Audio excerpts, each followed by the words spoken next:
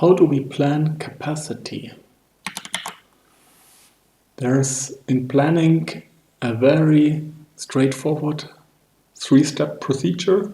We always have to first identify what we want, then we have to know what alternatives are out there, and finally we have to evaluate the alternatives in terms of what we want. So here we have to first identify the capacity requirements, then we have to develop capacity alternatives, and finally we have to evaluate these alternatives. Evaluate means we need to put a value on these alternatives to say how good they actually are. The first step, how to identify the capacity requirements. So the most important step that is done, trying to forecast capacity, what capacity will be required in the future. So how many things can we sell? How will the market develop in the future? And this can be done basically by talking to experts in the field. What is their estimation? For example, if we think of electric cars, though there will be many experts out there that have an opinion on how many electric cars will be used in the future. The opinions will of course be from a very low number to a very high number, and our job is to aggregate this. On the other hand, we can try to use forecasting methods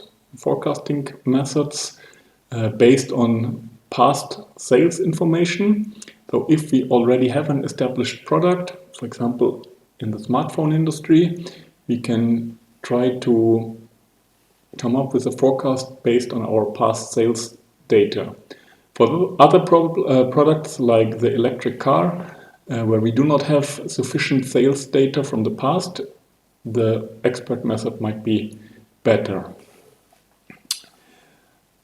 When you do the capacity forecasting, you focus on what you really think is the demand, will be the demand in the future in the market.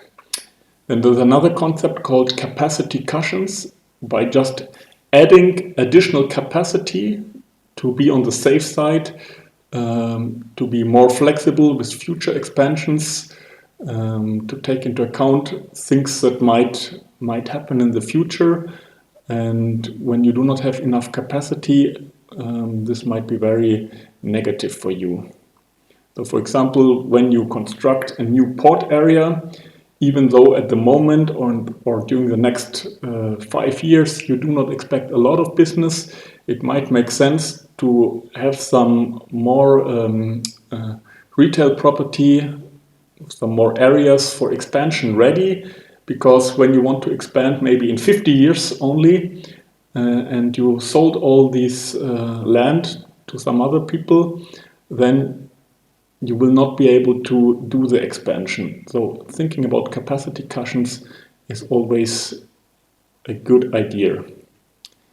And the third point, when we are talking about future capacity requirements, are strategic implications.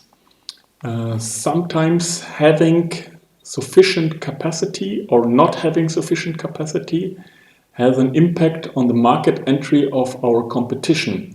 So for example, in the oil and gas industry, assume one country has a lot of capacity to get out more oil from the ground, and they can easily use this capacity to increase the volume of oil output.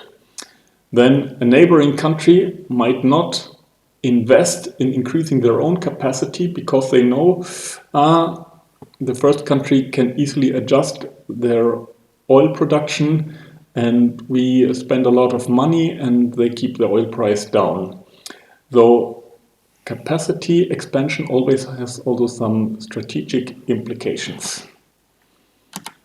And the second step, develop capacity alternatives. Usually you have three main options. you do not expand, you do nothing. You choose to expand in a big way now, or you decide to do your expansion in smaller steps. That means you expand now in a smaller way, and later in the future you decide again and maybe expand again and add up more capacity. Well, these are three basic approaches to doing it. And finally, in step number 3, you evaluate the capacity alternatives. To evaluate, there are many decision support tools out there, and as a logistics student at Geotech, you will be exposed to many different methods for decision making. Of course, not only decision making in the context of capacity requirements, but in the context of all types of operational and strategical decisions related to business and logistics. And what you need to know, these decision support tools, you need to know how they work. And you also need to know that these tools, they help you with making the decision. But at the end of the day, the manager needs to do the decision herself.